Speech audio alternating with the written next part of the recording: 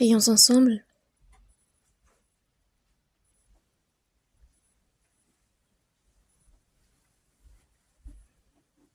Dieu notre Père, qui nous aime, qui est saint et miséricordieux. Par ton sang précieux, merci de nous avoir sauvés. Tu nous as donné la vie éternelle, l'espérance de la gloire éternelle, merci. Durant notre séjour sur cette terre, tu ne nous as pas abandonnés et tu ne nous as pas laissés comme orphelins, mais tu nous as promis d'être avec nous jusqu'à la fin des temps, et que tu nous protèges et que tu nous guides. Nous croyons en cette parole, merci. Et en cette heure, ceux qui ont été sauvés par ton sang précieux se sont réunis, et nous souhaitons louer ta grande grâce, ton grand amour, et apprendre ta parole, et rester dans cette assemblée sainte qui s'est réunie en ton nom. En cette heure, Seigneur, nous croyons que tu es avec nous.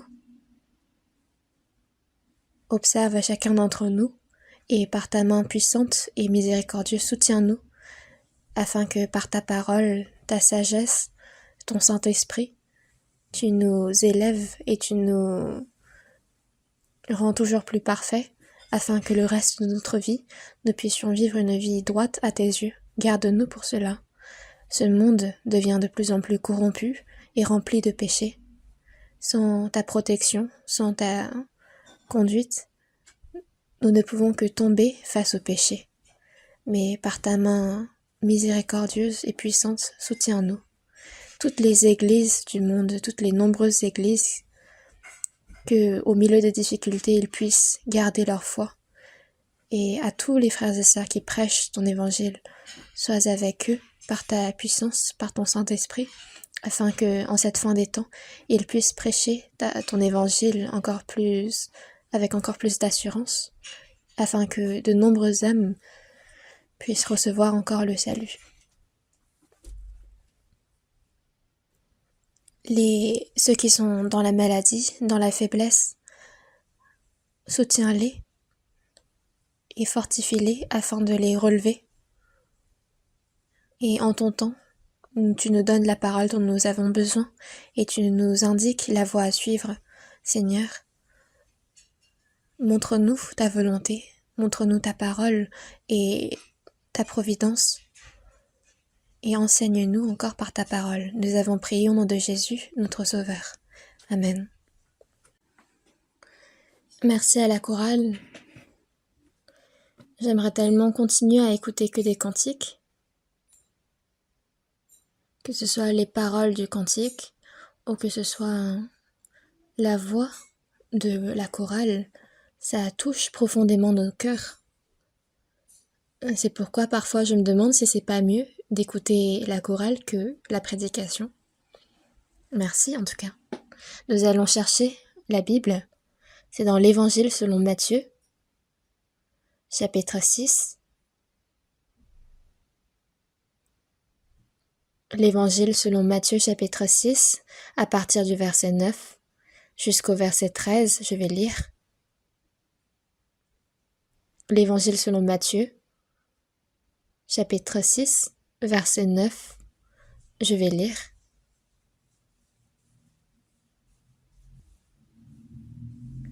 Voici donc comment vous devez prier. Notre Père qui es aux cieux, que ton nom soit sanctifié, que ton règne vienne, que ta volonté soit faite sur la terre comme au ciel. Donne-nous aujourd'hui notre pain quotidien. Pardonne-nous nos offenses, comme nous aussi nous pardonnons à ceux qui nous ont offensés. Ne nous induis pas en tentation, mais délivre-nous du malin. Car c'est à toi qu'appartiennent, dans tous les siècles, le règne, la puissance et la gloire. Amen. Jusqu'ici.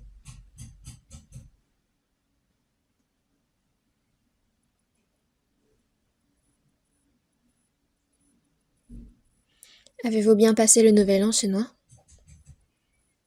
Je ne faisais rien et ça passe seul.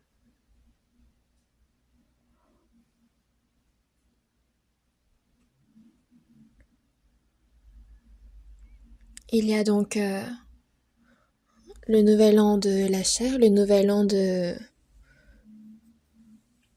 du calendrier qui se sont déjà passés. Êtes-vous devenu plus mature aussi, car vous avez un an de plus maintenant? Et j'aimerais penser que notre foi aussi continue de devenir de plus en plus mature. Le Seigneur va bientôt revenir. Le monde, en attendant, devient de plus en plus trouble et compliqué. Mais nous, c'est en se confiant dans le Seigneur que nous vivons avec assurance. Je rends vraiment grâce pour cela. Nous devons espérer au retour du Seigneur et vivre sur cette terre avec joie et en ressentant cette consolation. Aujourd'hui, c'est à travers la parole que nous venons de lire que nous allons apprendre sur la prière enseignée par le Seigneur. Vous connaissez bien la prière enseignée par le Seigneur, mais nous allons apprendre sur cela plus en détail. C'est un thème assez simple, mais toute la volonté du Seigneur, de Dieu, comprise à l'intérieur de cette parole est très grande. C'est pourquoi j'ai même des inquiétudes si je peux bien transmettre cette parole, tout cet enseignement. Les disciples ont demandé à Jésus de leur enseigner comment bien prier. Et quand ils leur ont posé cette question, Jésus leur a dit « Voici donc comment vous devez prier » et il leur a appris à prier. De nombreuses personnes disent que cette prière enseignée par le Seigneur, c'est la prière dominicale.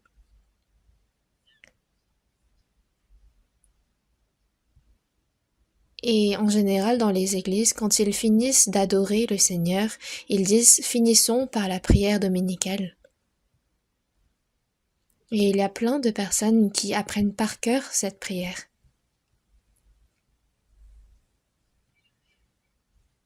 Mais cette prière enseignée par le Seigneur, ce n'est pas d'être apprise par cœur dans le but de l'adorer. Et il ne faut pas l'apprendre par cœur pour tout simplement l'apprendre et la réciter. Mais la prière enseignée par le Seigneur ne peut être prononcée par des personnes qui n'ont pas reçu le salut. Mais c'est des personnes qui ont reçu le salut avec certitude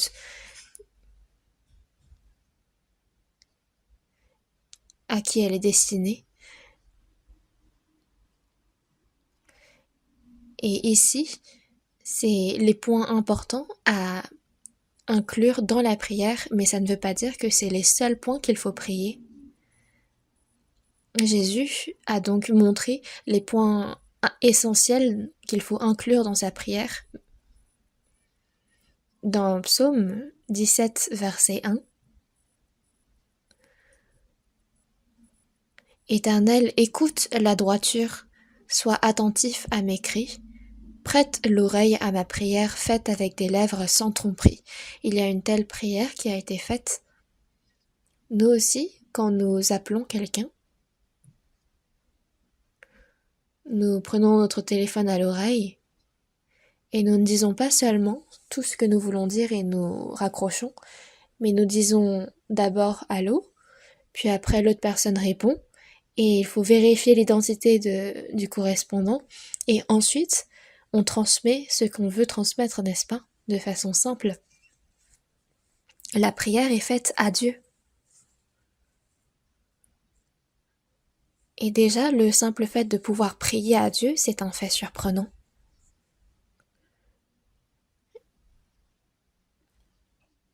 Et on peut se demander comment Dieu écoute simultanément toutes les prières des hommes de ce monde. Mais parce que Dieu est esprit, peu importe combien de personnes prient à lui, il écoute tous. Mais l'important ici, c'est est-ce que nous prions avec droiture? Avant même de prier, il faut que nous soyons connectés spirituellement à Dieu, n'est-ce pas? C'est pourquoi, en tout premier, il est dit Notre Père qui es aux cieux. C'est ainsi qu'il commence cette prière dominicale. Dans Ésaïe chapitre 66 verset 1, il est dit Le ciel est mon trône et la terre mon marchepied.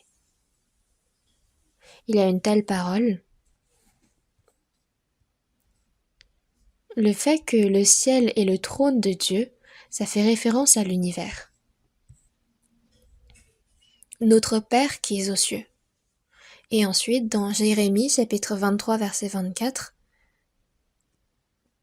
Quelqu'un se tiendra-t-il dans un lieu caché sans que je le voie, dit l'Éternel.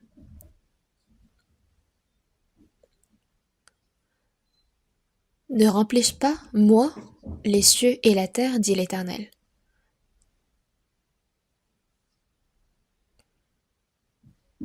L'homme ne peut se cacher nulle part aux yeux de Dieu. Dieu est présent dans tous les recoins du monde. C'est pourquoi dans Psaume chapitre 139 verset 2, il est dit « Tu sais quand je m'assieds et quand je me lève, tu pénètres de loin ma pensée. » Dieu voit tout, même quand il est loin. Il est près et il est loin.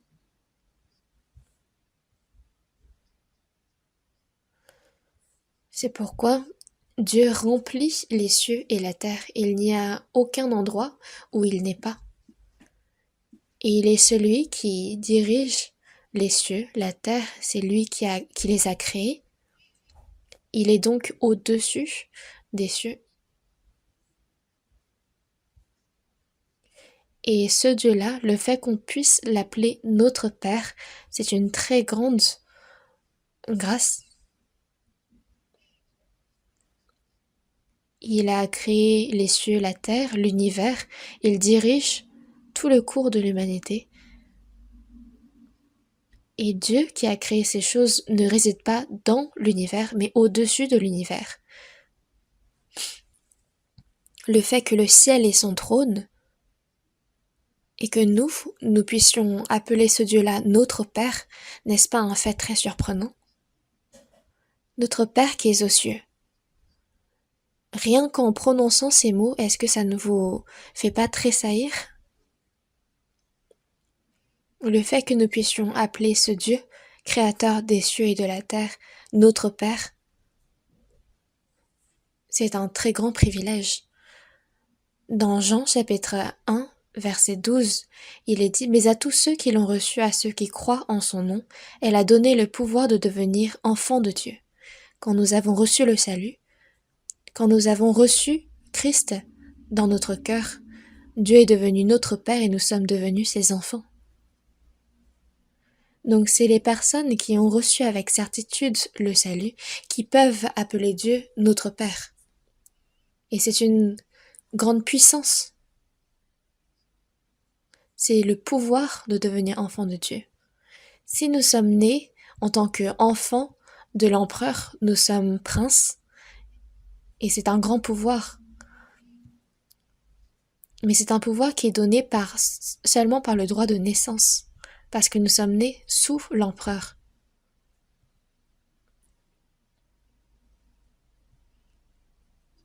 Encore un autre exemple, c'est si nous sommes nés en tant qu'enfants d'un PDG, par exemple, d'un PDG millionnaire, alors c'est que nous avons ce pouvoir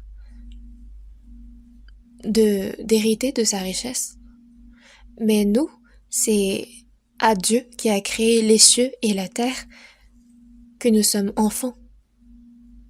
C'est un fait, mais qui est vraiment surprenant.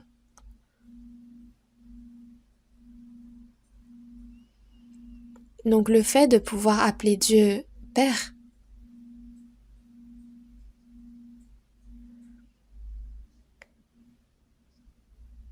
donc entre le Père et un Fils, il n'y a pas de réservation, on est proche. Donc le Fils vis-à-vis du Père a ce cœur qui l'honore, a ce cœur qui le respecte.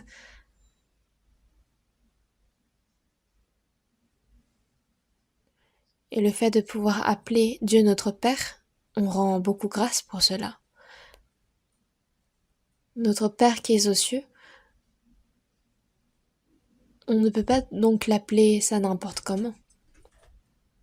Dans Jean chapitre 8 verset 41, Jésus s'adresse aux Juifs. Les Juifs, en tant que descendants d'Abraham, se disaient être le peuple élu par Dieu.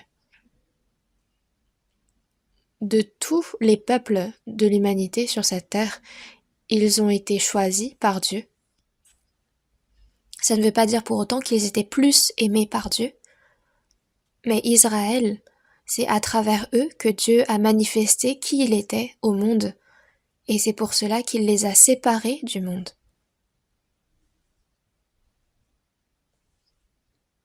Donc le peuple d'Israël avait cette grande fierté pour être le peuple choisi par Dieu. Et il est vrai que c'était le peuple élu, mais parce qu'ils étaient élus, ça ne signifiait pas qu'ils étaient tous aimés par Dieu et qu'ils allaient tous au paradis. Dans 2 Timothée chapitre 2 verset 10, l'apôtre Paul disait « C'est pourquoi je supporte tout à cause des élus, afin qu'eux aussi obtiennent le salut. » Le peuple d'Israël a désobéi à la loi de Dieu, ils ont renié Jésus, et au lieu de recevoir la bénédiction, ils ont été maudits. C'est pourquoi pendant 2000 ans, ils ont reçu toutes sortes de persécutions, de souffrances. Le fait qu'ils soient peuple de Dieu, le fait qu'ils soient élus de Dieu, c'est qu'ils ont une grande responsabilité. Mais en ce qui concerne de recevoir le salut, eux aussi, ils doivent recevoir Christ dans leur cœur et recevoir le salut. Car s'ils ne reçoivent pas le salut, bien qu'ils soient le peuple élu de Dieu, ils sont abandonnés par Dieu. Mais le peuple d'Israël, dans Jean chapitre 8, verset 41, disait « Appelez Dieu leur Père ». C'est pourquoi Jésus, en s'adressant aux Juifs, leur disait « Dieu n'est pas votre Père ».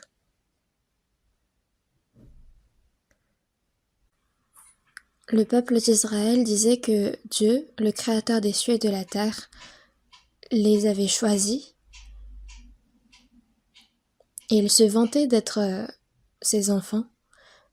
Mais Jésus leur dit « Dieu n'est pas votre Père ». Et non seulement il n'est pas votre Père,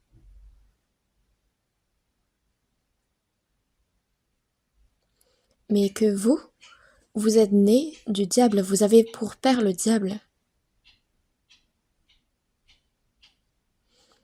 Le peuple d'Israël, qui se disait être élu de Dieu, enfant de Dieu, Jésus leur a dit « Vous n'avez pas pour père Dieu, mais le diable. » Pourquoi ? Parce que en regardant vos actions, vous n'avez pas pour père Dieu.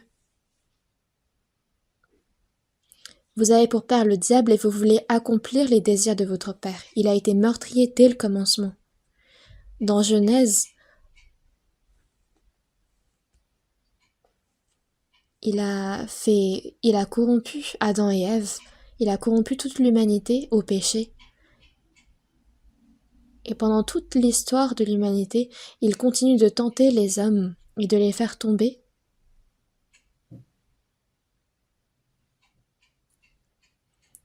Il a fait renier Jésus auprès du peuple d'Israël. Il les a tentés afin qu'ils le crucifient.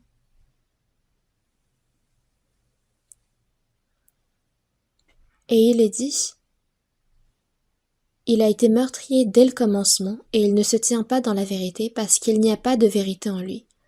Lorsqu'il profère le mensonge, il parle de son propre fond, car il est menteur et le père du mensonge.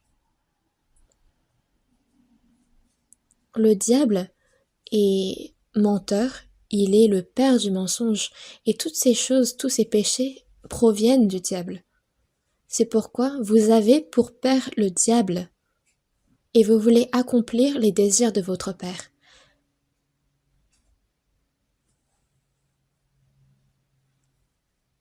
En eux, il n'y avait pas la vérité, mais le mensonge. Et ils considéraient le mensonge comme quelque chose de trop évident. Le peuple d'Israël, quand il a entendu ces paroles, qu'est-ce qu'ils ont fait? Ils ont voulu tuer Jésus.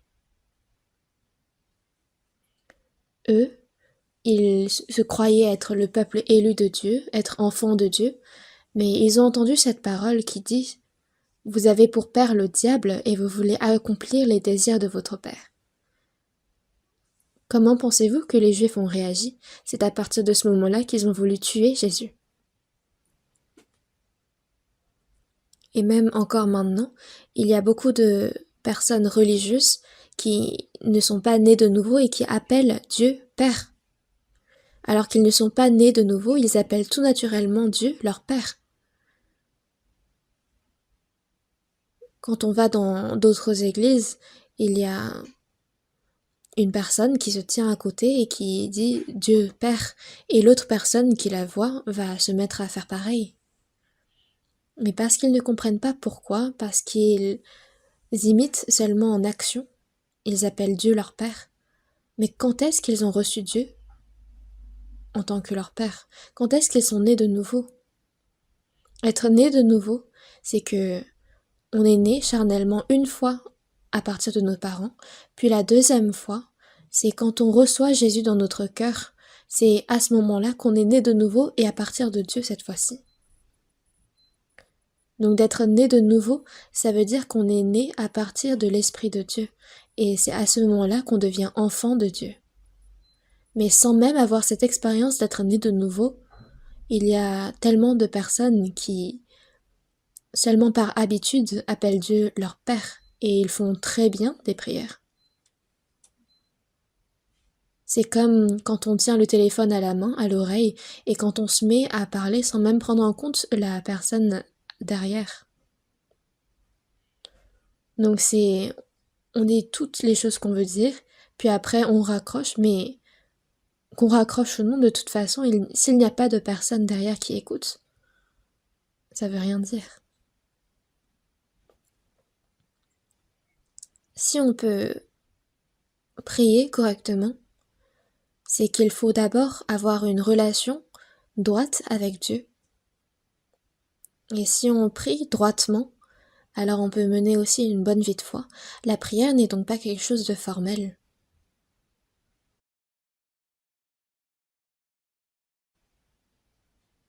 Réfléchissez un peu à ce grand privilège d'être enfant de Dieu. Il n'y en a pas de plus grand que celui-là. Dieu qui a créé l'univers, qui a créé toutes les créatures, il réside au-dessus de ces choses. Et Dieu qui dirige ces choses, c'est lui, mon Père. Est-ce que vous arrivez à vous imaginer ça? C'est une vérité très grande, mais à ceux qui sont sauvés, c'est la vérité, et il faut y croire.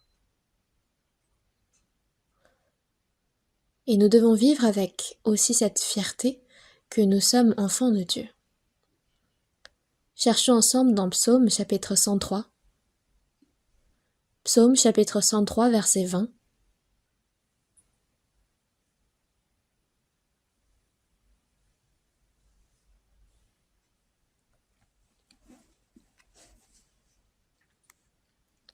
Psaume chapitre 103 verset 20.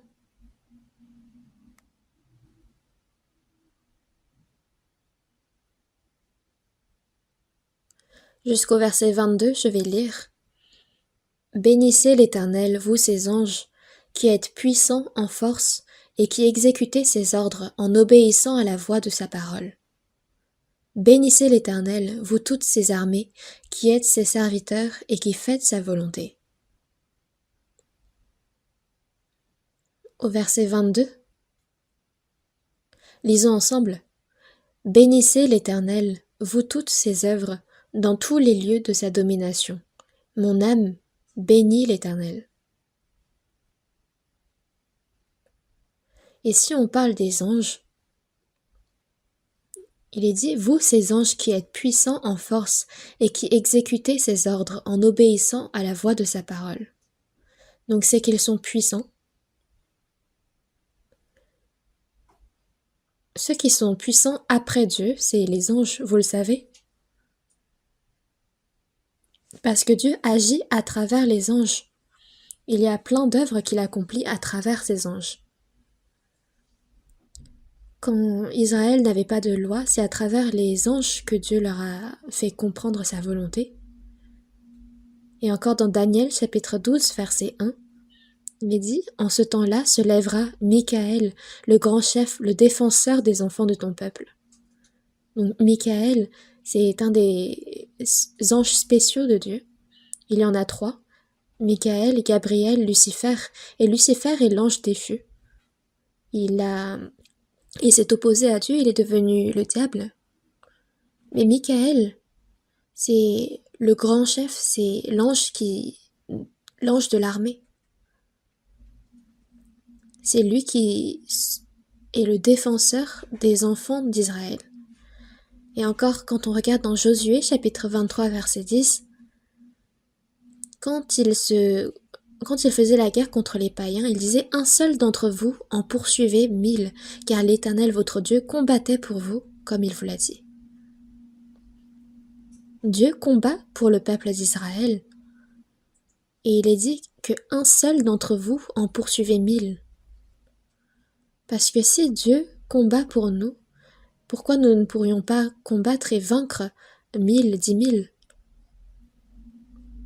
Et comment est-ce qu'il fait cela? C'est en envoyant son ange. Dans Ésaïe chapitre 37, il y a 185 000 soldats d'Assyrie qui ont assiégé Israël. Et il y a le roi d'Assyrie qui menace le roi d'Israël en disant « Si vous ne sortez pas et si vous ne vous rendez pas, je vais tous vous tuer. » Dieu ne vous aide-t-il pas? Il menace ainsi Dieu et il envoie cette lettre pour les inciter à se rendre. Donc cette lettre que le roi Ézéchias a reçue, il la déplie et il la fait lire devant Dieu. Et il lui dit « Le roi d'Assyrie me menace ainsi, te menace ainsi, qu'est-ce que tu vas faire ?» Et Dieu à ce moment-là lui dit « Ne t'inquiète pas, ce soir même, je vais tuer tous tes ennemis. » Et à ce moment-là, il avait envoyé un ange. Et c'est ainsi qu'il a tué tous les soldats d'Assyrie. Les Juifs, le matin, se réveillent, ils se lèvent et ils voient les cadavres de tous ces soldats. Et ce genre d'événements se sont déjà écoulés plusieurs fois. Par exemple, récemment, quand Israël a annoncé son indépendance le 14 mai 1948, il y a eu cette première, deuxième, troisième guerre avec le Moyen-Orient. Et cette guerre de 6 jours, très connue, le président Nasser d'Égypte avait unifié les pays arabes pour assiéger Israël. Il voulait tout prendre dans un seul coup. Il y avait un poster qui a été fait à cette époque que je garde dans ma chambre. Et ce que les pays d'Orient disaient envers Israël, c'était « aller en enfer les sionistes ». Parce qu'on disait des juifs qui étaient revenus pour déclarer leur indépendance, les sionistes. Et on disait d'eux « aller en enfer ». Et le nombre des juifs à ce moment-là était de 2 250 000. Et les 14 pays arabes qui s'étaient réunis contre eux, ils étaient au nombre de 20 millions. Alors que les juifs étaient 2 250 000. C'était ainsi la situation. Est-ce que vous pensez qu'ils ont pu s'affronter entre eux? Les pays arabes détenaient les missiles, les armes nucléaires, tous les renforcements de l'Union soviétique. Alors que les Juifs, eux, n'avaient pas grand-chose, à part le soutien des États-Unis aussi. Mais déjà, le nombre des soldats impliqués dans cette guerre était totalement déséquilibré. Et ils voulaient renverser cette guerre en un instant. Mais Israël, au contraire, a renversé la situation. La guerre a commencé juste un jour après le jour du repos, jusqu'à la veille du prochain jour du repos, donc ça fait 6 jours. Ils se sont emparés des territoires voisins. Et en 6 jours, le président d'Égypte, Nasser, s'est rendu. Parce que Israël menaçait de détruire le Caire. Donc il a dû se rendre et il n'y a aucune guerre semblable à celle-ci. Et même en ces jours, il y a Hamas qui, on dirait qu'il va détruire Israël en un instant. Mais que ce soit la Syrie, le Liban, l'Iran réunis, ils n'arrivent pas. Et bientôt la Russie va les rejoindre. Et quand on regarde dans Ézéchiel chapitre 38, on parle de ces peuples comme étant des peuples arrogants, mais Dieu a dit qu'il va s'emparer d'eux et qu'il va les faire mourir. Et quand on regarde dans Ézéchiel chapitre 39, il est dit de ces peuples qu'ils tomberont sur les montagnes d'Israël, eux et toutes leurs troupes. J'étais allée en Russie en mission, mais je peinais à prononcer ces paroles. Parce que si je disais en face d'eux que la Russie, avec tous les autres pays, vont mourir en face d'Israël, j'avais peur qu'ils me tuent, moi. Donc, c'est à travers ces anges que Dieu combat pour Israël parfois et qu'il les aide.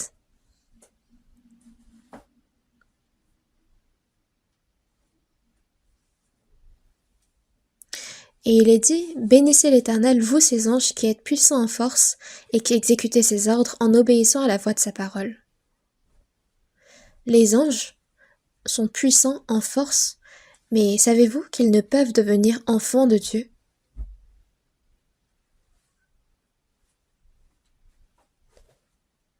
Parmi les anges, Lucifer, parce qu'il a voulu s'élever à la place de Dieu, il est devenu déchu et il a rallié d'autres anges à sa cause et il s'oppose même encore aujourd'hui à Dieu.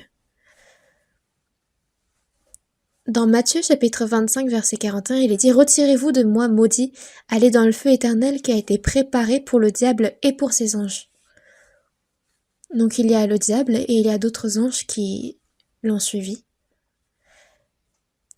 Mais pour ces anges déchus, Dieu n'a pas fait mourir son Fils unique sur la croix. Si ces anges sont déchus, c'est la fin. Le diable a fait lever le levain dans ce monde, le levain du péché. Mais la raison pour laquelle Dieu a créé les anges est différente de la raison pour laquelle il a créé les humains. Donc c'est pourquoi dans Hébreux chapitre 1 verset 7, de plus il dit des anges, celui qui fait de ses anges des vents et de ses serviteurs une flamme de feu. Il a créé les anges pour être ses ouvriers, et dans Hébreux chapitre 1 verset 14, ne sont-ils pas tous des esprits au service de Dieu, envoyés pour exercer un ministère en faveur de ceux qui doivent hériter du salut? Donc le reste de ces anges existe désormais pour servir les personnes sauvées. L'objectif pour avoir créé les hommes, c'est de leur donner la place que convoitait le diable Lucifer. Mais il faut, en premier, vaincre la tentation. Il faut vaincre la tentation du diable. Et c'est pourquoi la tentation du diable, Dieu en fait usage. C'est en gagnant contre la tentation du diable que nous recevons ce privilège de nous élever à la place de Dieu. Mais donc, pour ces anges, le Fils Jésus n'est pas mort pour eux, et ils ne peuvent devenir enfants de Dieu, ils ne peuvent recevoir ce privilège d'être épouses de Christ. Ce sont seulement des esprits au service de Dieu. Dans Hébreux chapitre 1 verset 5, Car auquel des anges Dieu a-t-il jamais dit, tu es mon fils, je t'ai engendré aujourd'hui.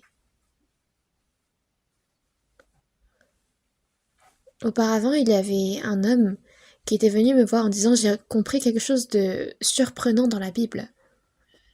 Et quand je lui posais la question, mais qu'est-ce que tu as compris? Il disait,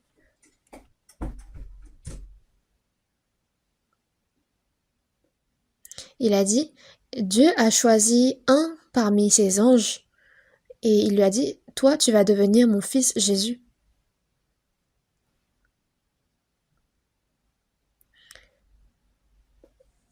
Et donc je lui ai dit, mais où dans la Bible est-il marqué cela? Et il m'a justement trouvé ce verset. Il disait, car auquel des anges Dieu a-t-il jamais dit, tu es mon fils, je t'ai engendré aujourd'hui? Et je lui disais, car auquel des anges Dieu a-t-il jamais dit? Il faut lire correctement la Bible. À aucun ange Dieu a dit, tu es mon fils, je t'ai engendré aujourd'hui. En fait, il faut pas oublier les détails dans la Bible.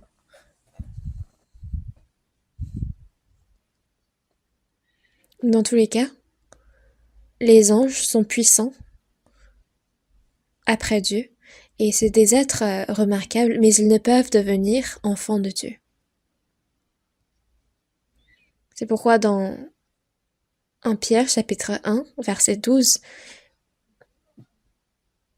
il est dit que les anges sont curieux aussi de notre salut et dans lesquels les anges désirent plonger leur regard. Dans Hébreux chapitre 1, verset 14, il est dit que c'est des esprits au service de Dieu envoyés pour exercer un ministère en faveur de ceux qui doivent hériter du salut. Vous savez que à tous ceux qui ont reçu le salut, nous possédons tous un ange gardien. Et dans Matthieu chapitre 18, verset 10, il est dit que leurs anges dans les cieux voient continuellement la face de mon Père qui est dans les cieux. Vous savez à quel point l'homme est précieux quand il est sauvé aux yeux de Dieu. Les anges sont destinés donc à servir les enfants de Dieu. Et quand nous serons au paradis, quand nous louerons le Seigneur Dieu, les anges eux aussi loueront à nos côtés. Et ils sont tellement curieux de notre salut qu'ils désirent plonger leur regard dedans. Dans Hébreux chapitre 1, verset 6, il est dit que quand Jésus va être introduit de nouveau dans le monde, il est dit que c'était le premier-né. Donc Jésus n'est plus le Fils unique, mais il sera le premier-né. Cherchons ensemble dans Romains chapitre 8. Épître aux Romains chapitre 8, verset 14. On va regarder à partir du verset 14. Romains chapitre 8.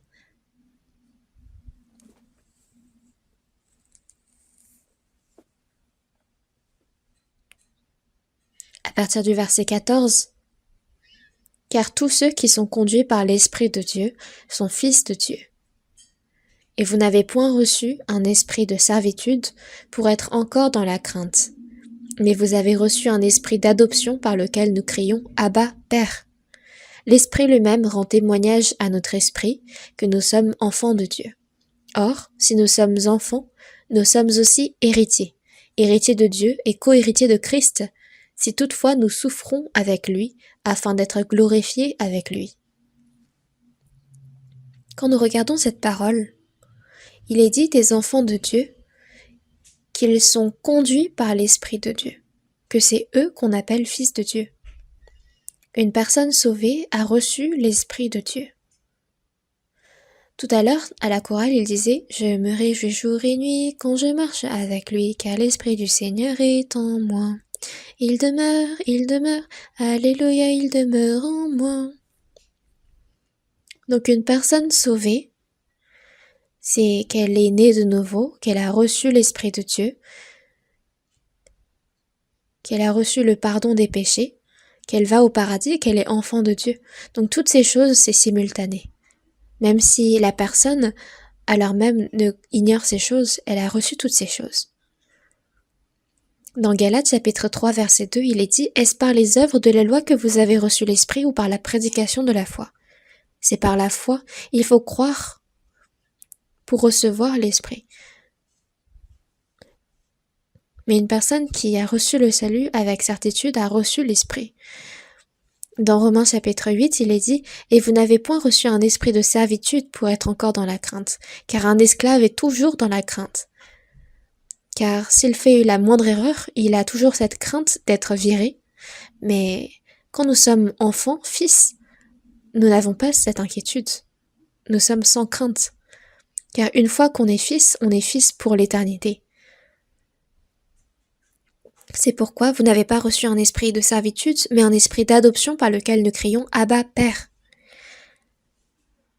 C'est que nous n'étions pas initialement enfants de Dieu, mais nous avons été adoptés et c'est pourquoi nous pouvons l'appeler Père. Et l'Esprit lui-même rend témoignage à notre esprit que nous sommes enfants de Dieu. Or, si nous sommes enfants, nous sommes aussi héritiers de Dieu. Et automatiquement, nous sommes héritiers de Dieu si nous sommes enfants. Et co-héritiers de Christ si toutefois nous souffrons avec lui afin d'être glorifiés avec lui. Nous sommes donc héritiers en même temps que Christ, nous sommes ses co-héritiers. Donc nous recevons la gloire avec Christ, n'est-ce pas une chose surprenante? En même temps que nous recevons tout l'héritage avec Christ, nous sommes aussi glorifiés avec lui. Si toutefois nous souffrons avec lui afin d'être glorifiés avec lui. Il est dit ainsi. Donc, nous sommes devenus enfants de Dieu et Dieu nous a donné l'Esprit de Christ en nous. Nous sommes devenus héritiers de Dieu. Dans Galates chapitre 4 verset 6, il est dit « Et parce que vous êtes fils, Dieu a envoyé dans nos cœurs l'Esprit de son Fils, lequel crie « Abba, Père ». Un jeune enfant, quand il naît, le premier mot qu'il prononce, qu'est-ce que c'est? Ma. Papa. Donc ça, c'est la voix de l'esprit. Et j'ai l'impression que même la prononciation est similaire dans tous les pays du monde. Par exemple, aux États-Unis, on dit dad, mom. Et donc, en fait, on voit que c'est la voix de l'esprit qui s'écrit. Et à nous qui sommes sauvés, Dieu nous a envoyé dans nos cœurs l'esprit de son Fils, lequel crie Abba, Père.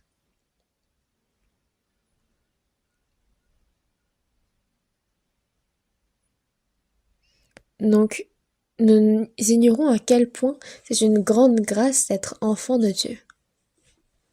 Dieu, notre Père qui est aux cieux. Réfléchissez un peu à ce pronom notre Père. C'est notre Père.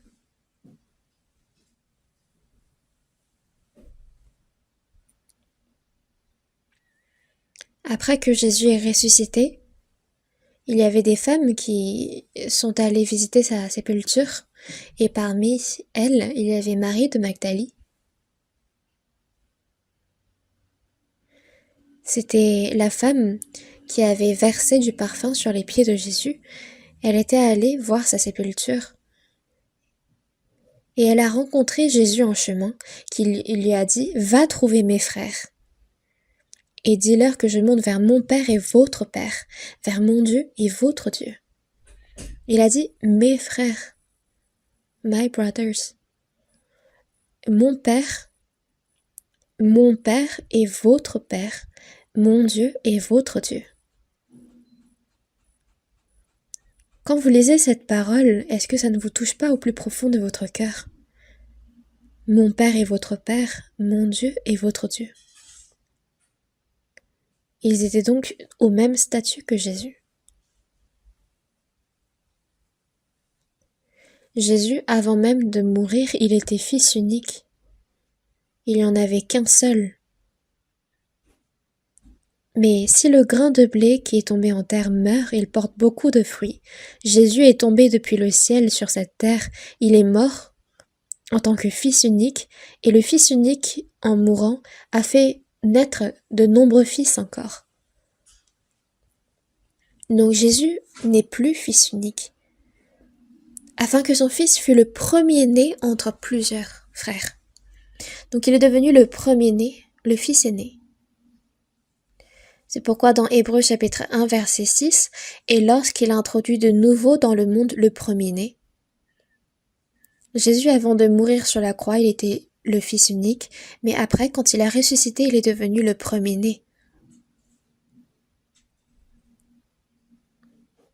Jésus, qui est venu pour la sanctification de plusieurs, est devenu le premier-né et nous sommes devenus ses frères. Et il est dit qu'il n'a pas honte de les appeler frères.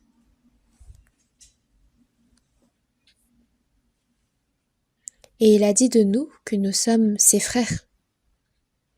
Jésus est le fils aîné et nous sommes ses petits frères. N'est-ce pas un fait surprenant? Jésus n'est plus le fils unique car il a d'autres petits frères qui sont nés à la suite. Donc, en même temps que nous pouvons appeler Dieu notre Père, Jésus est devenu notre frère. Et ce n'est pas seulement moi qui ai reçu le salut, mais il y a plein d'autres frères et sœurs qui ont reçu le salut. Même si nos frères et sœurs biologiques ont reçu le salut, ils deviennent aussi frères et sœurs spirituels.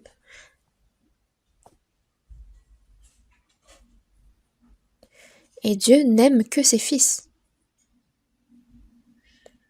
Donc il n'y a pas de filles spirituellement, il n'y a que des fils spirituellement. Et par exemple, si on dit à Dieu, voici ici tes fils et tes filles spirituelles, Dieu va dire, non, je n'ai que des fils. Même les sœurs qui sont sauvées, on ne les appelle pas filles spirituellement, mais fils.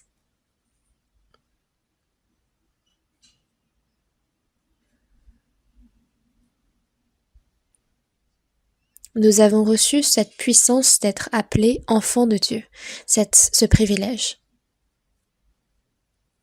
Donc à la fois qu'il est mon Père, il est notre Père, car il existe beaucoup de frères et sœurs sauvés en son nom. Dans premier épître de Corinthiens, chapitre 1, verset 9, il est dit « Dieu est fidèle, lui qui vous a appelés à la communion de son Fils, Jésus-Christ notre Seigneur. »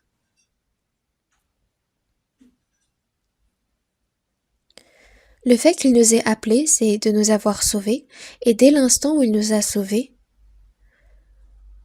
nous avons été appelés à la communion de son Fils Jésus-Christ notre Seigneur. Donc nous communions en Jésus-Christ. L'homme, dès qu'il naît, il comprend instinctivement le concept de maman, papa, grande sœur, grand frère. Donc la communion de sa famille commence. Et quand on va à l'école, c'est une communion avec les camarades. À l'entreprise, au lieu de travail, c'est avec ses collègues. Et entre les personnes sauvées, c'est la communion entre les personnes sauvées. Les moineaux entre les moineaux, les aigles entre les aigles. Les moineaux peuvent-ils communier avec les aigles? Non. Nous qui avons été sauvés, c'est en Jésus-Christ, notre Seigneur, que nous communions. Nous ne sommes donc pas seuls. C'est pourquoi Dieu est fidèle, lui qui nous a appelés à la communion.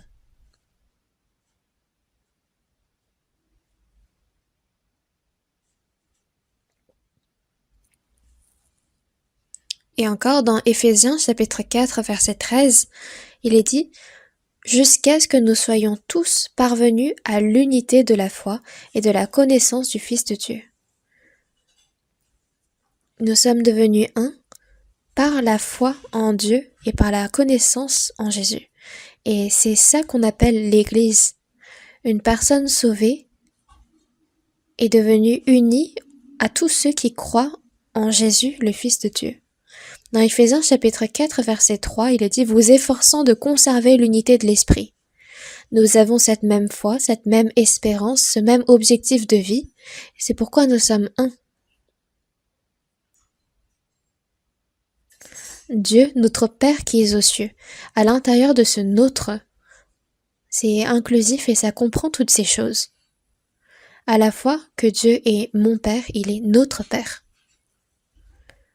Et les personnes sauvées, c'est en tant que frères et sœurs, sous le même Dieu, sous le même Père que nous servons Dieu.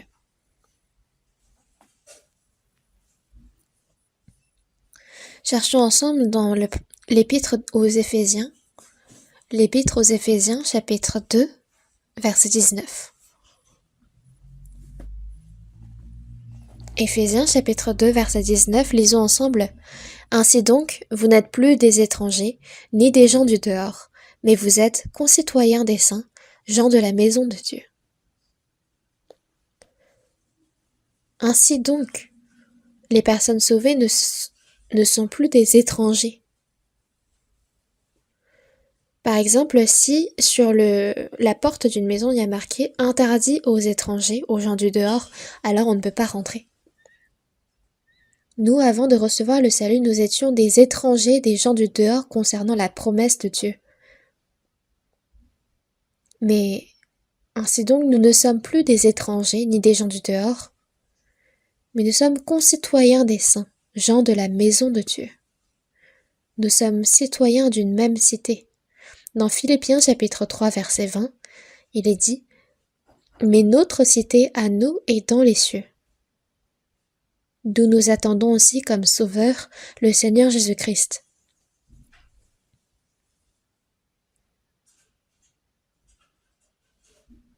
Nous possédons la citoyenneté concernant la naissance de notre chair. Par exemple, nous sommes coréens, nous avons cette citoyenneté coréenne, mais notre cité à nous est dans les cieux. La chair est citoyenne sur cette terre, mais notre esprit est citoyen dans le royaume des cieux. Une personne sauvée n'est désormais plus migrante. Ce n'est plus une immigrée. Pas immigrée aux États-Unis. Je suis désolée de dire ça, mais les États-Unis n'est plus un pays très prospère. Même les Coréens disent, dans la belle ville de Séoul, c'est à Séoul que je rêve d'y vivre. Séoul est si beau à vos yeux? Quand j'ai rentré dans la capitale, à Séoul, l'air me suffoquait il y a des années. Mais qu'est-ce que vous trouvez de si beau à Séoul? Dans ce paradis splendide, dans ce pays-là, ce sont des flagrantes fleurs qui fleurissent, portant partout le fruit de l'arbre de la vie. Dans ce lieu, seul le Seigneur nous attend, ma belle terre natale.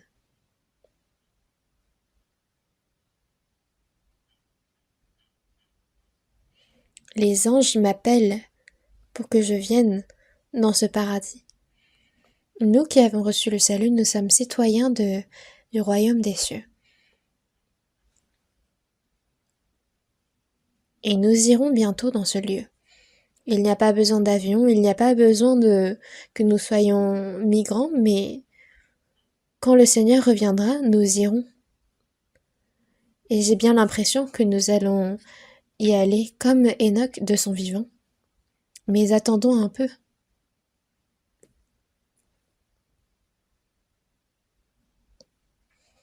Nous sommes donc concitoyens des saints, gens de la maison de Dieu. Qu'est-ce que gens de la maison de Dieu? C'est qu'on est sa famille. Nous sommes la famille de Dieu. Et nous qui avons reçu le salut, nous sommes un même corps, la maison de Dieu.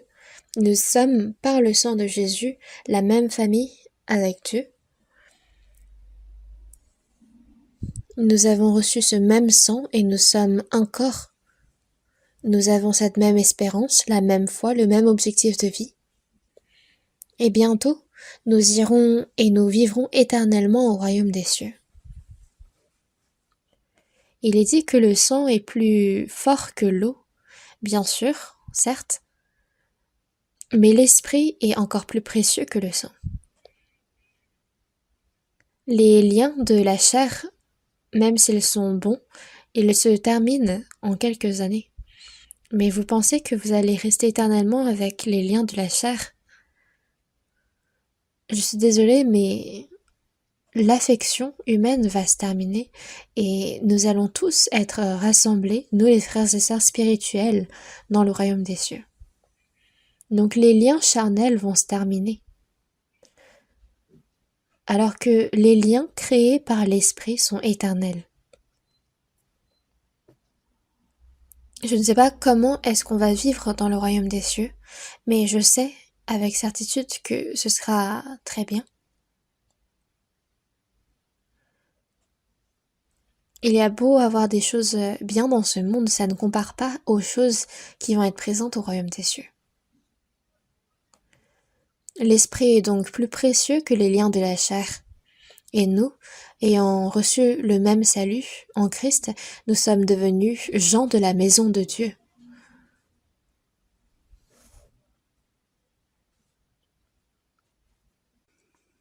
C'est pourquoi dans Éphésiens chapitre 3 verset 10, on utilise beaucoup le pronom nous, et il est dit par la puissance qui agit en nous, à celui qui peut faire infiniment au-delà de tout ce que nous demandons ou pensons. Le Seigneur est au milieu de nous, et il agit au milieu de nous. C'est pourquoi les saints, sauvés, c'est au milieu de nous que le Seigneur œuvre, et qu'il accomplit nos prières les plus sincères. Et qu'est-ce que le sujet de nos prières? C'est que de plus en plus d'âmes reçoivent le salut. Et c'est au milieu de nous que le Seigneur agit. Je ne suis pas seule après le salut. Mais il y a beaucoup de frères et sœurs sauvés, avec qui je suis née de nouveau, avec qui je partage la même foi, la même espérance, il y en a beaucoup. La vie de foi, nous ne la menons pas seuls, mais c'est au milieu de cette assemblée. C'est qu'il faut conserver l'unité de l'esprit, il ne faut pas quitter cette assemblée. Car de quitter l'assemblée, c'est de quitter le Seigneur. Dans Genèse chapitre 13, dans Genèse chapitre 12, quand Dieu a appelé Abraham hors de Chaldée en Ur, là où il y avait l'idolâtrie, pour l'appeler dans la terre promise, Abraham l'a suivi et est parti. Mais à Canaan, quand ils étaient à Canaan, ils ont vu qu'ils étaient trop nombreux, les bergers, les troupeaux, les serviteurs. Donc les bergers d'Abraham et les bergers de Lot se disputaient.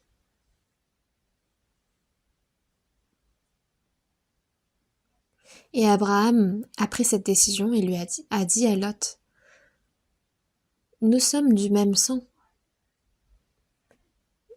Et il n'est pas bon que nos bergers se disputent.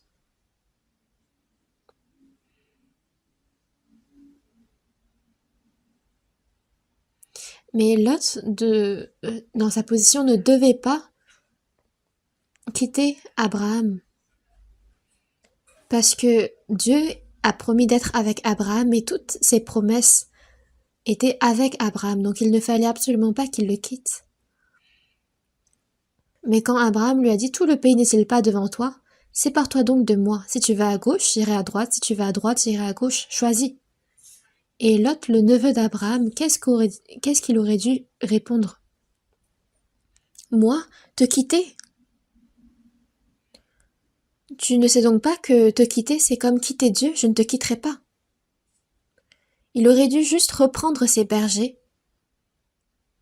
Mais non, ce qu'il a répondu, c'est « Je suis désolé, je vais choisir en premier. » Il a vu Sodome et Gomorrhe, il a vu que c'était comme le jardin d'Éden. Donc il a dit si c'est pas trop indiscret, je vais prendre cette terre et je vais aller m'installer là-bas. Et Abraham a dit Sois, vas-y. Et Abraham est donc resté, lui, avec sa famille, ses troupeaux. Dieu est allé le voir et il lui a dit, Sodome et Gomorrhe sont remplis de péchés, et quand je vais le juger avec le feu et le soufre, Abraham, lui, a prié pour le salut de son neveu. Et c'est rien qu'avec sa vie que Lot a été sauvé. Il a été sauvé de façon honteuse. Donc, de quitter l'assemblée, on ne peut recevoir la bénédiction de Dieu. Donc, de quitter Abraham, c'était comme quitter Dieu. Et donc, il faut recevoir l'aide de ceux qui sont sauvés en premier, de vivre au milieu d'eux et de grandir ainsi. Donc, il ne faut pas qu'une personne sauvée quitte l'assemblée, parce que c'est au milieu de cette assemblée que Dieu demeure. Mon Père, c'est notre Père. Donc de quitter cette assemblée, il faut savoir que c'est comme quitter Dieu.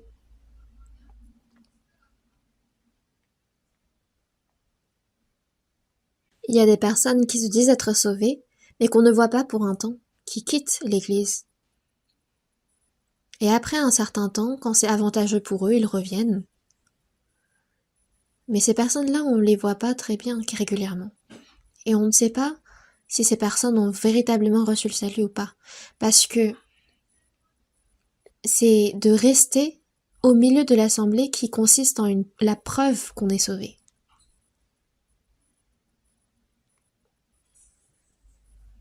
Dans Romains, chapitre 14, versets 7 et 8, lisons ensemble, cherchons ensemble l'épître aux Romains, chapitre 14, versets 7 et 8.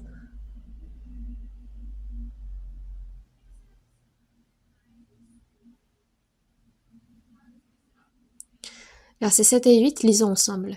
En effet, nul de nous ne vit pour lui-même et nul ne meurt pour lui-même. Car si nous vivons pour le Seigneur, et si nous mourrons pour le Seigneur. Soit donc que nous vivions, soit que nous mourions, nous sommes au Seigneur. Nul de nous.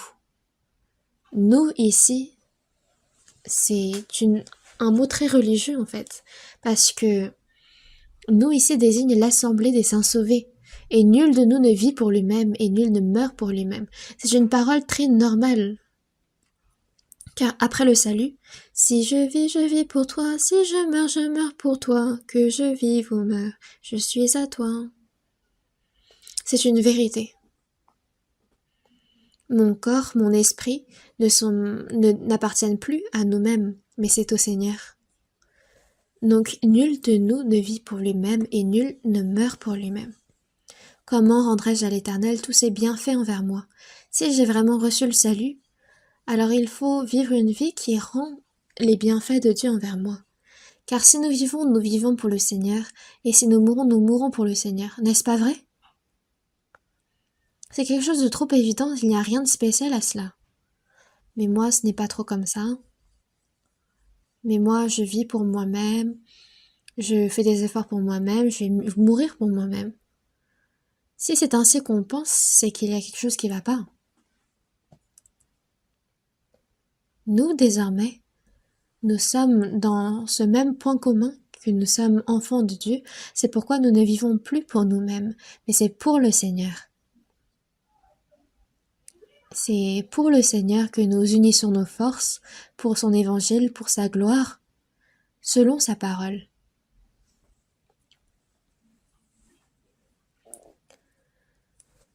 Soit donc que nous mourions, soit que nous vivions, nous sommes au Seigneur. Dans le second épître aux Corinthiens, chapitre 5, verset 15, il est dit « Et qu'il est mort pour tous, afin que ceux qui vivent ne vivent plus pour eux-mêmes, mais pour celui qui est mort et ressuscité pour eux. » Le Seigneur est mort pour nous, et ce n'est donc plus pour nous-mêmes que nous vivons, mais c'est pour celui qui est mort et ressuscité pour eux. Donc une personne sauvée ne vit désormais plus pour elle-même, mais c'est pour le Seigneur. Réfléchissez un instant. Juste rien qu'au niveau de la conscience, si ce n'est pas le cas, est-ce que quelque chose ne va pas? Nous nous réunissons le dimanche, nous louons le Seigneur, nous apprenons la parole et nous communions. Est-ce que vous pensez que c'est juste ça? Non. Nous devons partager la même destinée, la même espérance, la même foi. De mourir, c'est pour le Seigneur. Pour toute chose, c'est pour le Seigneur. Donc nous résidons dans cette assemblée, notre assemblée.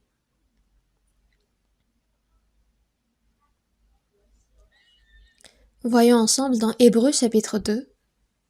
Hébreux chapitre 2, verset 10.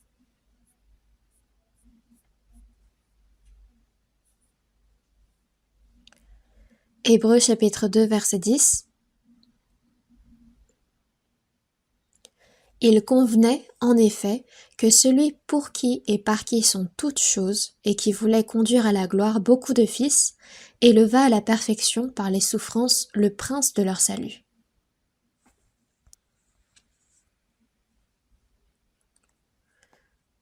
Celui pour qui et par qui sont toutes choses, et qui voulait conduire à la gloire beaucoup de fils.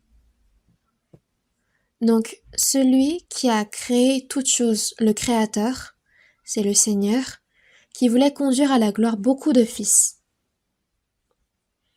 Jésus est mort sur la croix, et il a fait naître beaucoup de fils, et il les a conduits à la gloire. Il a fait cette œuvre de conduire à la gloire beaucoup de fils, et qu'il éleva à la perfection par les souffrances le prince de leur salut. Donc il convenait qu'il meure pour la gloire et pour la gloire de Dieu. Donc il convenait qu'il éleva à la perfection par les souffrances le prince de leur salut. Donc c'est en la mort de Jésus qu'il y a eu beaucoup de fils qui sont nés et qui ont été conduits à la gloire de Dieu. C'est pourquoi dans Hébreux chapitre 2 verset 11, « Car celui qui sanctifie, donc c'est le Seigneur, et ceux qui sont sanctifiés, donc c'est nous, sont tous issus d'un seul. C'est pourquoi il n'a pas honte de les appeler frères. » Jésus est le Fils unique de Dieu, et nous sommes nés de nouveau. Nous avons été adoptés par lui, et c'est pourquoi il n'a pas honte de nous appeler frères. Mon Père, notre Père, mon Dieu et votre Dieu.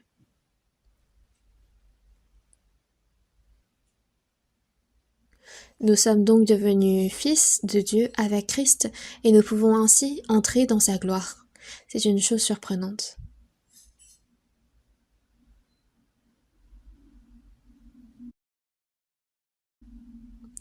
Voyons ensemble aussi dans Romains chapitre 8. Romains chapitre 8, verset 29. Romains chapitre 8, verset 29, lisons ensemble. « Car ceux qu'il a connus d'avance, il les a aussi prédestinés à être semblables à l'image de son Fils, afin que son Fils fût le premier-né entre plusieurs frères. » Ici, il est dit ceux qu'il a connus d'avance. Dieu avait déjà planifié de nous sauver, et il le connaissait d'avance, et il les a prédestinés à être semblables à l'image de son Fils. Non, l'objectif de nous avoir sauvés, c'est afin de nous donner l'esprit du Fils.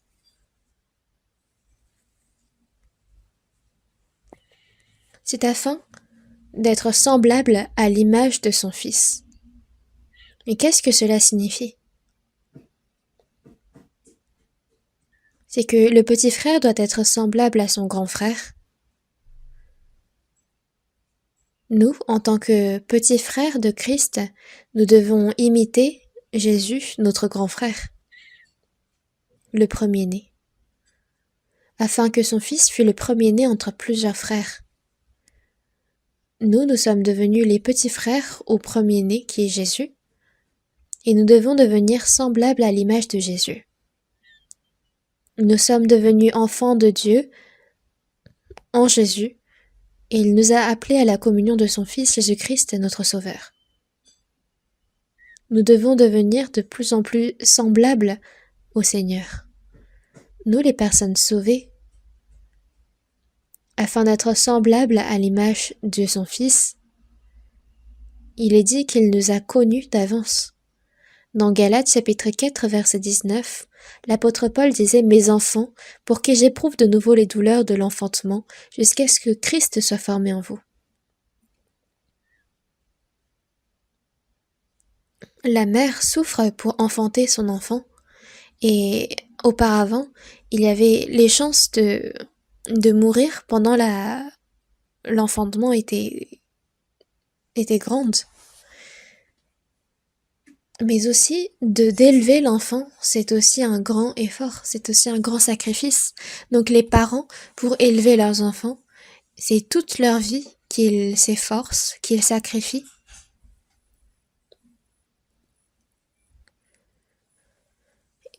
Et les saints de Galate, l'apôtre Paul a déjà éprouvé les douleurs de l'enfantement pour leur salut, mais également pour les faire croître dans la foi. Mes enfants, pour qui j'éprouve de nouveau les douleurs de l'enfantement, jusqu'à ce que Christ soit formé en vous. Alors qu'il avait déjà éprouvé les douleurs de l'enfantement pour les sauver, pour leur faire recevoir le salut, mais il éprouve de nouveau les douleurs de l'enfantement pour que Christ soit formé en eux.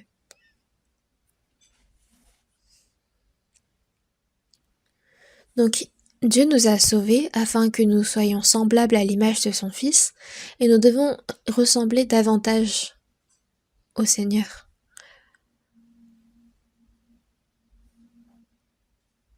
Dans 1 Jean chapitre 2 verset 6, il est dit « Celui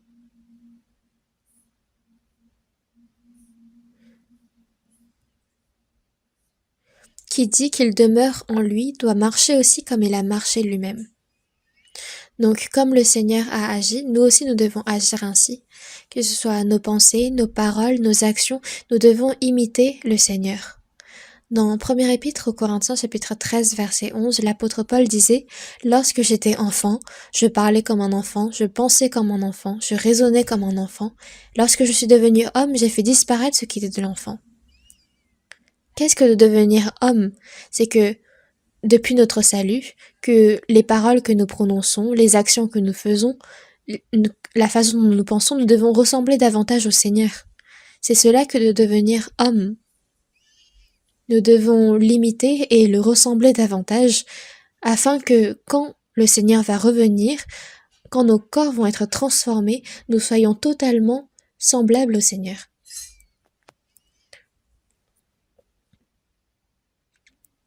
C'est comme cette chenille qui est répugnante aux yeux, devient un papillon.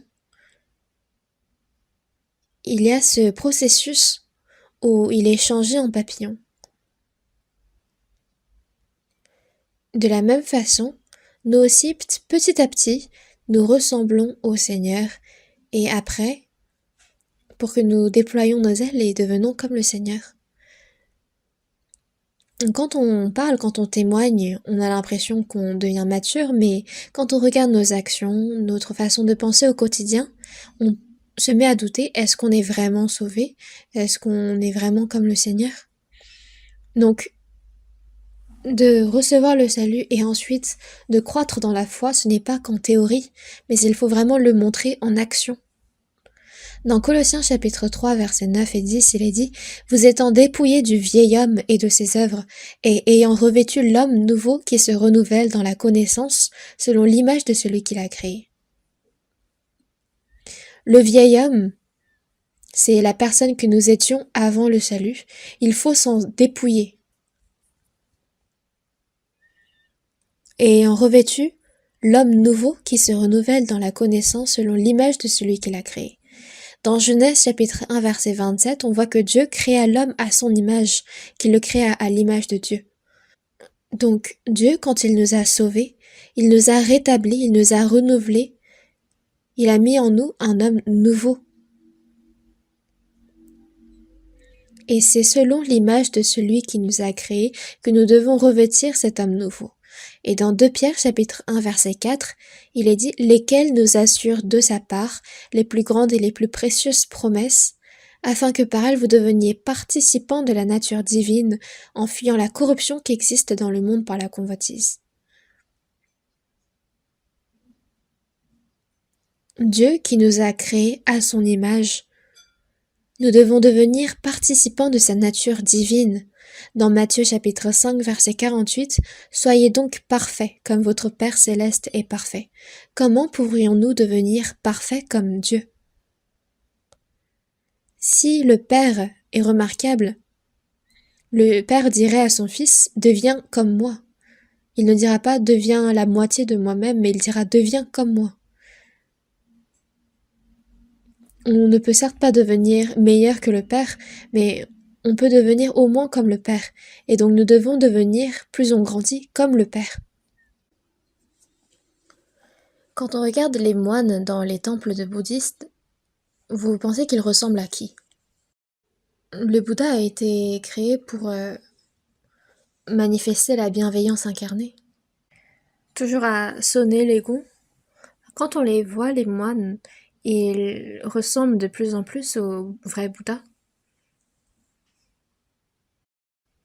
Donc, il y avait quelqu'un qui disait « Les moines ressemblent au Bouddha, mais les chrétiens, eux, doivent ressembler à qui ?» Ayant les regards sur Jésus, le chef et le consommateur de la foi. Dans Hébreux chapitre 12, il est dit « Ayant les regards sur Jésus ». C'est comme un peintre qui a un modèle devant lui et qui se met à reproduire le même modèle sur sa peinture. J'étais à Moscou quand j'ai croisé un artiste qui dessinait le portrait d'une personne dans la rue. Et à côté, il y avait quelqu'un qui me disait « Mais pasteur, fais-toi un portrait toi aussi ». Du coup, je m'étais assis et l'artiste a fait en quelques coups de pinceau mon portrait. Et c'était représentatif. Du coup, j'ai pris le portrait et je l'ai accroché sur le mur de ma chambre. Et il dessinait très très très bien. Ayant les regards sur Jésus, le chef et le consommateur de la foi. Qu'est-ce que cela signifie? C'est que le modèle que nous dessinons dans le portrait, que ce soit les moindres petits détails, que ce soit les cheveux, les vêtements, c'est de le transposer ensuite dans mon cœur. D'avoir les regards sur Jésus, c'est que nous devons devenir de plus en plus comme lui. Afin que par elle vous deveniez participants de la nature divine. Afin que quand le Seigneur reviendra, notre corps rejoigne l'image de Christ. Est-ce que vous êtes en train de changer? Il faut le dire avec assurance. Vous êtes en train de changer. Que ce soit un tout petit peu. Le jour du retour du Seigneur approche, donc il faut que nous changions vite. L'apôtre Paul disait « Lorsque je suis devenu homme, j'ai fait disparaître ce qui était de l'enfant. »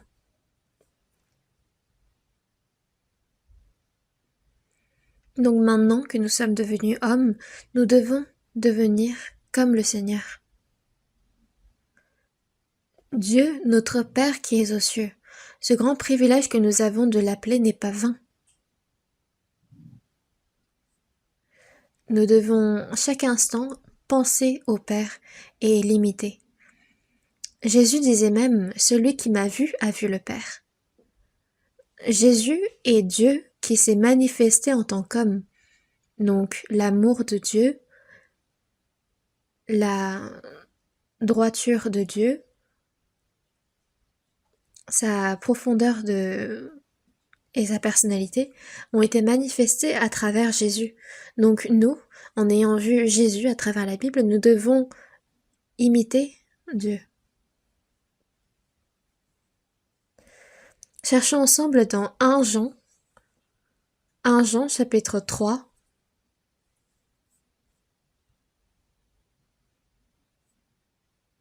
1 Jean chapitre 3, verset 1 au verset 3.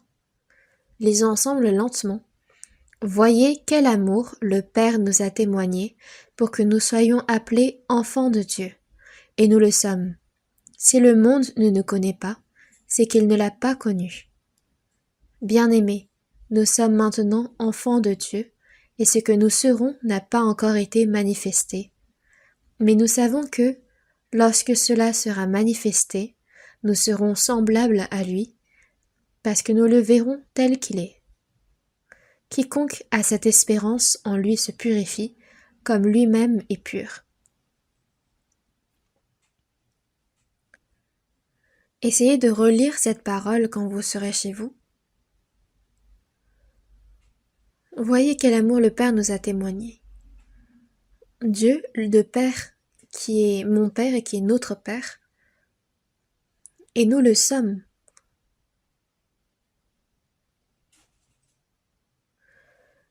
Nous sommes enfants de Dieu, et si le monde ne nous connaît pas, c'est qu'il ne l'a pas connu. Si le monde ne connaît pas le Père, est-ce qu'il connaîtrait aussi ses enfants? Bien-aimés, nous sommes maintenant enfants de Dieu, et ce que nous serons n'a pas encore été manifesté. Bien sûr, nous disons que nous sommes enfants de Dieu, mais il y a des moments où nous sommes affamés, nous sommes malades, où nous sommes faibles, où nous sommes fatigués. Quand Jésus avait jeûné pendant 40 jours et 40 nuits, il a été tenté par le diable. Il était fatigué. Et le diable s'est montré devant lui et lui a dit: Tu es le Fils de Dieu et pourtant tu es affamé et tu vas bientôt mourir de faim. Si tu es vraiment enfant, fils de Dieu, alors change ces pierres en pain. Et nous aussi, nous pouvons entendre ces choses. Tu es enfant de Dieu, mais pourquoi est-ce que tu es aussi pauvre? Pourquoi est-ce que tu es aussi misérable?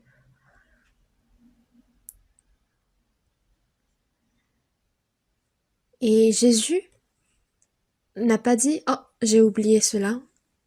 Même,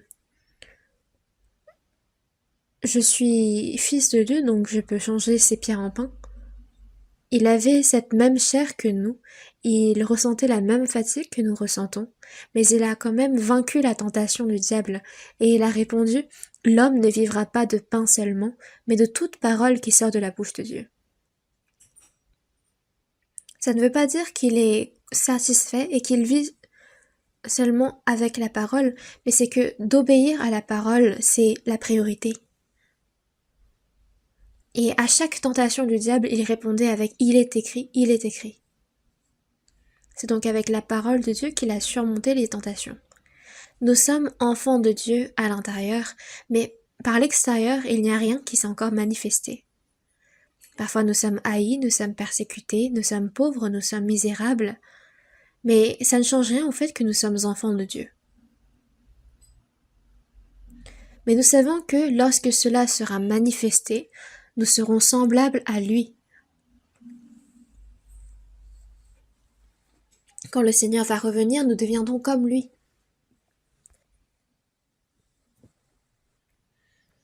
Et c'est afin que nous soyons changés que nous pouvons le voir.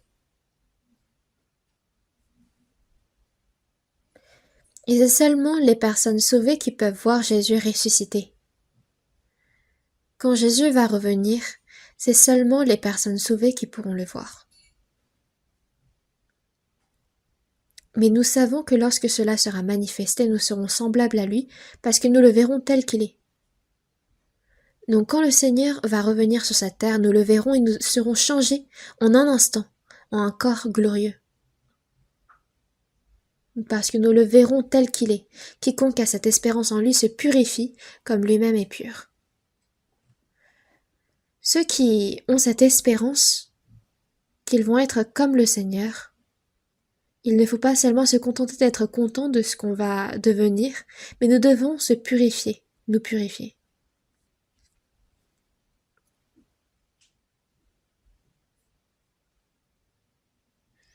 Et un enfant de Dieu,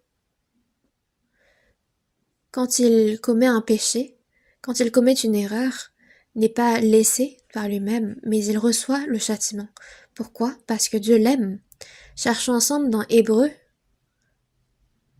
chapitre 12. Hébreux chapitre 12, verset 6.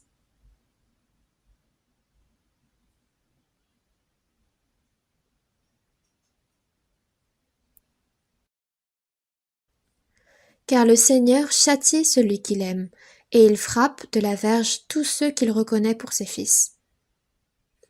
Supportez le châtiment, c'est comme des fils que Dieu vous traite, car quel est le fils qu'un père ne châtie pas? Mais si vous êtes exempts du châtiment auquel tous ont part, vous êtes donc des enfants illégitimes et non des fils. D'ailleurs, puisque nos pères selon la chair nous ont châtiés, et que nous les avons respectés, ne devons-nous pas à bien plus forte raison nous soumettre au Père des esprits pour avoir la vie? Nos pères nous châtiaient pour peu de jours, comme ils le trouvaient bon, mais Dieu nous châtie pour notre bien, afin que nous participions à sa sainteté. Dieu, parce qu'il nous aime, parce qu'il aime ses enfants, il nous châtie. Le châtiment, vous connaissez? Dans Proverbe, il est dit: celui qui ménage sa verge est son fils. Celui qui laisse son fils alors qu'il commet des péchés, c'est quelqu'un qui est son fils, mais celui qui l'aime cherche à le corriger. Les pères que nous avons sont des pères sévères qui nous aiment et qui nous châtient. Voyez comment David a été châtié quand il a commis ce grand péché de l'adultère. Son fils est mort pour son péché. Dieu a par la suite pardonné le péché de David, mais voyez combien Dieu châtie sévèrement le péché. Voyez combien David a été châtié de nombreuses fois dans sa vie. Quand Amnon, son fils aîné, avait commis un péché, et Absalom, son autre fils, avait tué Amnon, puis Absalom, parce qu'il convoitait le trône, a voulu tuer son père, et donc David a dû fuir. Donc ça aussi, c'était un châtiment. Il y a plein de types de châtiments. Parfois, c'est le père qui a péché, mais ça peut être l'enfant qui reçoit le châtiment. C'est une situation spéciale, mais parfois c'est à travers les maladies. Il y a des maladies qui surviennent en guise de châtiment. Ou bien parfois c'est matériellement, que Dieu peut enlever tous les biens matériels. Parfois c'est mentalement. Donc il y a plusieurs types de châtiments. Et quand on reçoit le châtiment, il faut supporter le châtiment. Car si vous êtes exempts du châtiment auquel tous ont part, vous êtes donc des enfants illégitimes et non des fils. Il y a une personne qui a dit: bon, moi je vais tester pour voir si je suis vraiment enfant de Dieu et si je vais vraiment être châtié ou non. Mais est-ce que vous allez éprouver Dieu ainsi? Quand j'étais à Gwangju, il y avait 2 sœurs qui allaient dans une école spécialisée et elles apprenaient à tailler des pierres, à sculpter.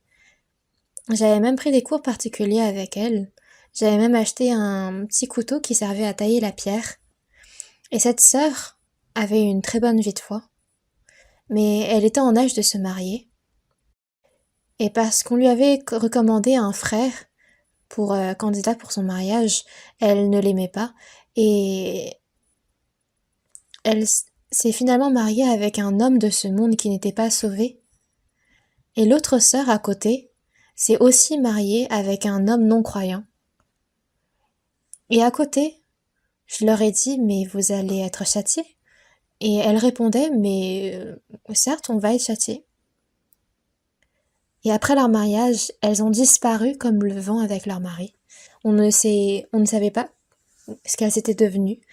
Mais quelques années plus tard, on faisait une retraite d'été et la sœur, elle portait un enfant sur ses bras et elle disait en pleurant: j'ai été châtiée. Recevez un moment le châtiment pour voir. Mais voyez comment vous allez être châtiés. Le mari avait obligé la sœur à faire du commerce de vin. Et parfois même, Dieu va même jusqu'à châtier jusqu'à la mort. Dans 1 Corinthiens chapitre 5 verset 5, qu'un tel homme soit livré à Satan pour la destruction de la chair, afin que l'esprit soit sauvé au jour du Seigneur Jésus. Parfois, quand on est véritablement sauvé avec assurance, parfois Dieu va même jusqu'à tuer le chrétien. Il n'y a rien que Dieu épargne.